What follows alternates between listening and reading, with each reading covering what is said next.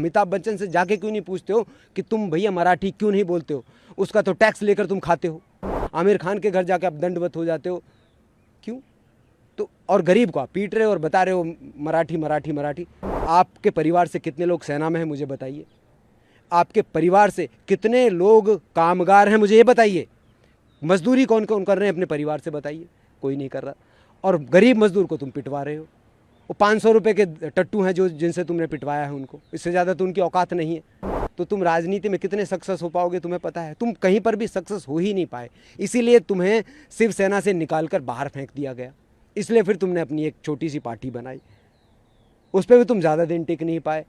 आप पुराने चुनाव में देख ली कितनी सीटें आई हैं उनकी, देख लो ना, पूरा इतिहास देखो। तो अब क्या है, तुम लोगों के बीच में बंटवारा करना चाहते हो। दर्द नहीं है ये, एक्चुअल में ये पूरा फैक्ट है। 2008 में भी इस व्यक्ति ने ऐसा ही नौटंकी की थी और यूपी बिहार वालों को MNS के जो सो कॉल्ड वॉरियर हैं उन्होंने ऐसा ही किया था, उनको जगह जगह पर मारा था, पीटा था मराठी को लेकर।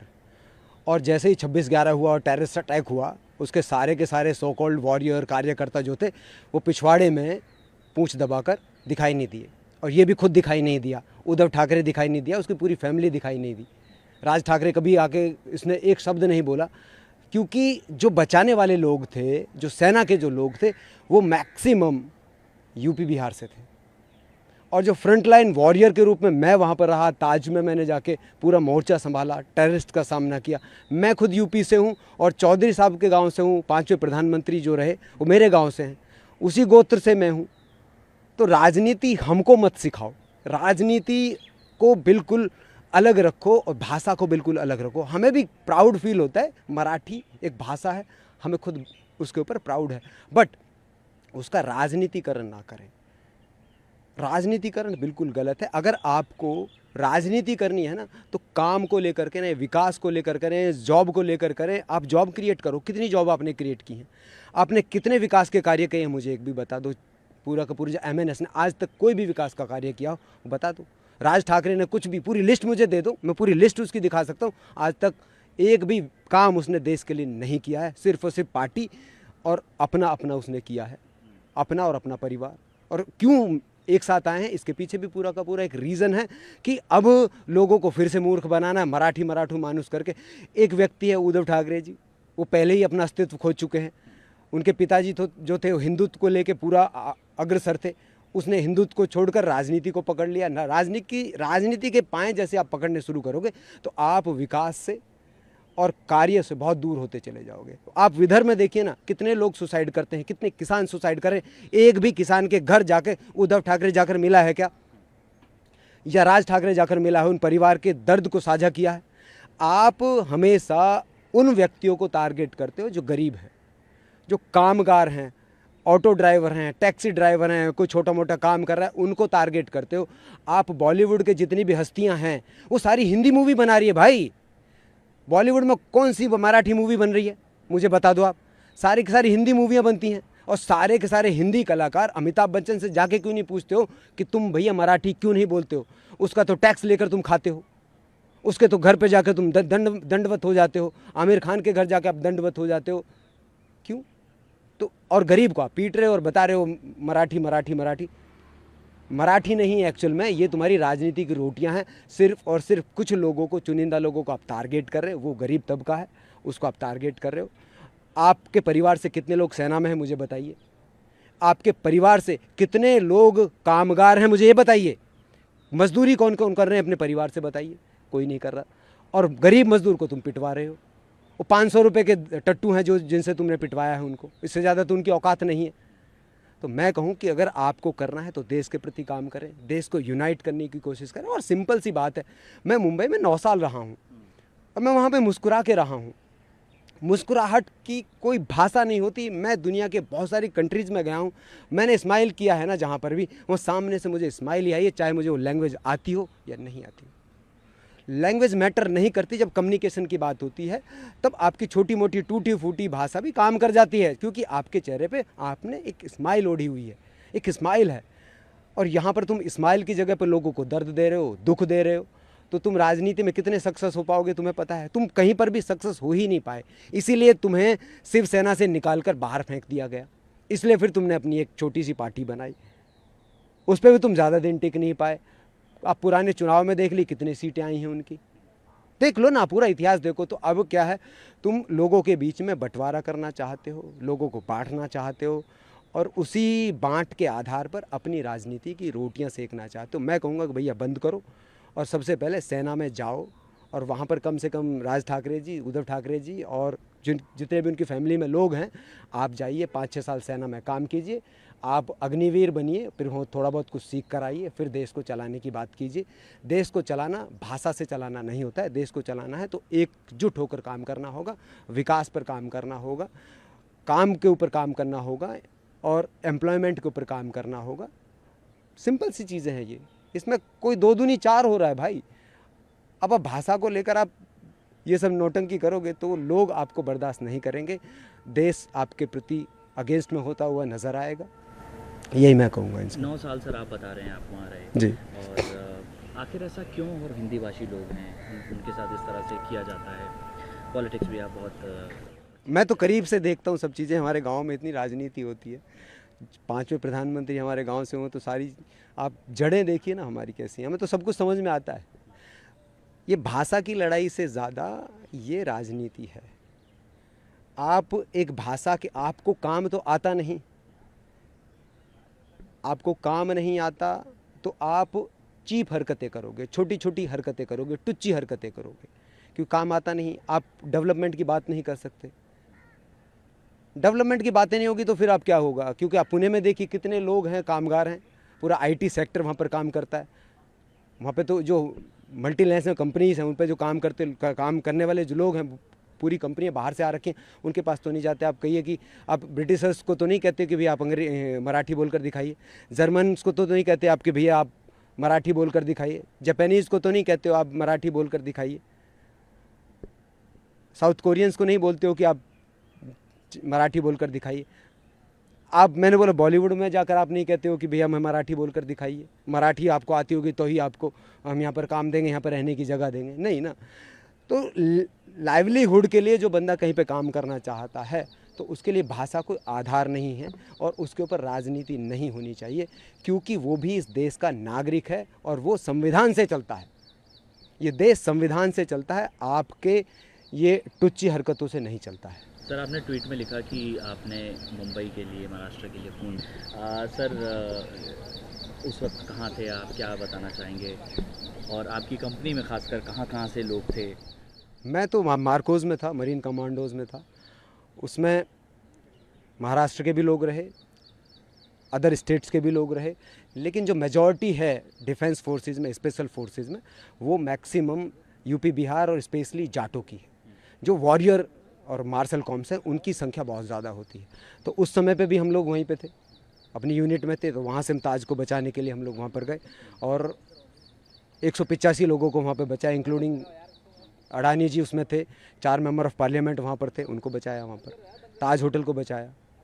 लोग रहते हैं, लेकिन जिस तरह से मराठी और हिंदी के बीच में जो पॉलिटिक्स चल रही है, क्या कहेंगे सर वहाँ के जो लोकल लोग हैं, जो बाहर के स्टेट से हैं, किस तरह से रहते हैं? क्योंकि आप भी वहीं काफ़ी लंबे टाइम कर रहे हैं। मैंने काफ़ी लंबा वक्त वहाँ पे गुजारा है। जो मराठी लोग हैं वो लोग लेबर का जो काम है उस काम को नहीं करना चाहते हैं। उस लेबर का काम करने के लिए यूपी बिहार के लोग सबसे ज़्यादा अधिकतर वहाँ पर हैं, क्योंकि वो लोग सोचते हैं कि भाई हम यहाँ के रहे हैं और वो उनके ऊपर डोमिनेशन उनका रहता है, जो गरीब तबका है, जो कामगार लोग हैं।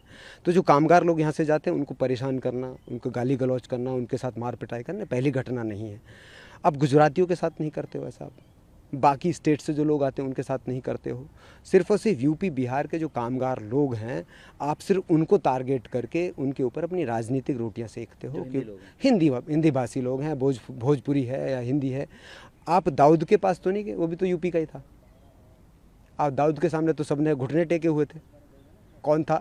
शिवसेना का MNS का जो जाके उसको उंगली दिखाई या फिर उसका गला पकड़ा? कभी किया दाऊद को? नहीं। सब गर्दन दबा के नीचे चुप रहे, क्योंकि दाऊद था इसलिए आप चुप रहे। उसके जो गैंग था वो काफ़ी बड़ा था। तो यहाँ पर सिर्फ और सिर्फ बात होती है जो गरीब तबका है, जो कमज़ोर वर्ग है, उसको सिर्फ टारगेट किया जाता है MNS के कार्यकर्ताओं द्वारा और शिव सैनिकों के द्वारा।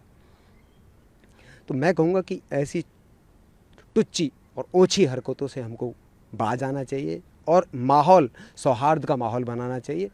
जहाँ पर लोग काम करते हैं, 3 से 4 साल लोग काम करते हैं, तो वहाँ की जो भाषा है ऑटोमेटिकली आप सीख जाते हो, उसके ऊपर कोई भी प्रॉब्लम नहीं है। आप अगर किसी को मराठी सिखाना चाहते हो तो उसके लिए आप सुविधाएं प्रोवाइड करो, ना कि आपको उसको पीटो। आप उसको प्यार से बोलो, वो सीख लेगा। अब जो कामगार लोग हैं, जो 8वीं 10वीं 6ठी 5वीं पास हैं, वो खुद अपनी भाषा को तो अच्छी तरह जानता नहीं है, तो सिर्फ आपकी मराठी भाषा को कहाँ से सीखेगा? वो खुद नहीं पढ़ा लिखा, खुद 5वीं 6ठी पास है, वो कहाँ से आपकी मराठी भाषा को सीखेगा? कहाँ से लिपि सीखेगा? कहाँ से सीखेगा? नहीं सीख पाएगा ना। तो समस्या ये है कि आपने जो माहौल क्रिएट किया हुआ है वो डर का माहौल क्रिएट किया हुआ है। तो उस डर के माहौल को रिलीज़ करें और आप वहाँ पर स्कूल खोलें, मराठी सीखो, स्कूल खोल दीजिए। आप कुछ नहीं, कितने स्कूल खोले मुझे बता दीजिए राज ठाकरे ने या उद्धव ठाकरे ने, कि हाँ आप मराठी सीखे, मराठी के लिए हमने स्पेशल ये स्कूल किए हैं, जो नॉर्थ से लोग आते हैं वो यहाँ पर मराठी सीखें। नहीं है ना, कुछ भी ऐसा तो कुछ किया नहीं है आपने। तो मैं वही कहूँगा कि आपने सिर्फ और सिर्फ राजनीति की ऊंची हरकतों के द्वारा ये काम करना बंद करें, डेवलपमेंट पे काम करें। मराठी भाषा को लेकर काम करना है तो जगह जगह यूनिवर्सिटीज़ खोलिए ना आप। मराठी यूनिवर्सिटीज़ यूपी में आके खोल दीजिए। कामगार लोग यहाँ से जाते हैं तो यहीं पर आप यूपी बिहार में एक यूनिवर्सिटी खड़ी क्यों नहीं कर देते हो भाई? खड़ी कीजिए आप। क्यों? आपके यहाँ पे काम मिल रहा है ना, तो यहाँ पे यूनिवर्सिटी खड़ी कर दो आप। तो आपको मेहनत तो करना नहीं, डेवलपमेंट पे काम करना नहीं। और मैं चाहता हूँ कि डेवलपमेंट पे काम हो, यूनिटी पे काम हो, लोग एक रहें, आगे बढ़ें। सर एक सवाल ये है कि जब ये अटैक हुआ था उस वक्त राज ठाकरे, आपको ध्यान हो तो कहाँ थे? क्या आप लोगों से मिले थे या फिर क्या कुछ उनकी प्रतिक्रिया रही थी इस अटैक के बाद? आज तक उसकी एक प्रतिक्रिया नहीं आई है राज ठाकरे की। मैं काफ़ी लंबे समय तक हॉस्पिटल में एडमिट रहा था। ना तो MNS का कोई भी कार्यकर्ता मुझसे मिलने आया, ना MNS चीफ मुझसे मिलने आया, ना शिवसेना चीफ मुझसे मिलने आया, ना ही शिवसेना को कार्यकर्ता मुझसे मिलने आया, ना ही कांग्रेस का कोई बंदा मुझसे मिलने आया। जब CM कांग्रेस थे, कांग्रेस की सरकार थी पूरी, कांग्रेस के CM थे, मुझसे कोई मिलने नहीं आया। तो मैं वही कहूँगा, मैंने तो रियलिटी देखी है, रियलिटी चेक किया है। मैं बेस्ट की बस से मैंने ट्रैवल करके मैंने यात्रा पूरी की है। तो कोई व्यक्ति मुझे हाथ पकड़ने के लिए उस मुंबई में नहीं आया जिस मुंबई को मैंने बचाया था। तो ये मुंबई है जहाँ पर सिर्फ और सिर्फ एक तरफा लोग हैं, एक तरफा है। मैं कहूँगा कि ड्यूल फेस है। एक तरफ आप कुछ और दिखाते हो लेकिन आप एक्चुअल में कुछ और हो। क्या सिर्फ इस वजह से कि आप यूपी से हैं या फिर आपकी कंपनी में और लोग मराठी थे, उनसे मिलने आए थे? नहीं, किसी से मिलने नहीं आया। वो इंजर्ड तो मैं अकेला ही हुआ था ना, कोई नहीं आया। सैनिकों के साथ खड़े कब हैं ये लोग?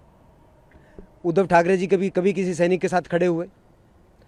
या राज ठाकरे कभी किसी सैनिक के साथ में खड़ा हुआ? किसी सैनिक के घर जाकर उसको सांत्वना दी? उसके परिवार से जो शहीद हुआ उसके घर कभी गए? कभी नहीं गए, कभी नहीं गए। कभी एक शब्द उन्होंने सैनिकों के लिए नहीं बोला। इवन जो MNS के कार्यकर्ता थे उन्होंने तो वेटरन्स के ऊपर भी हमला किया और वेटरन्स को पिटाई भी की मुंबई के अंदर ही। ये MNS है भाई। चीज़ों को समझने की कोशिश करो। हम एक देश हैं, हम एक भाषा नहीं हैं। हम बहुत सारी भाषाओं से जुड़े हुए हैं।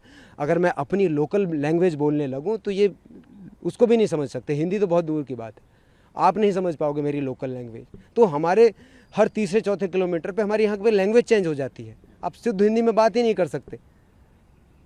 तो भाषा को एक कारण ना बनाए राजनीति का। भाषा हमारे देश के लिए जोड़ने का काम करे, ना कि उसको तोड़ने का काम करे।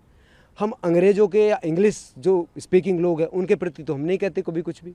आप चेन्नई चले जाइए, तमिलनाडु चले जाइए, जो अंग्रेजी बोल रहा है उसको बहुत अच्छा मानते हैं। हिंदी जैसी बोलता है उसके लोग पीछे पड़ जाते हैं।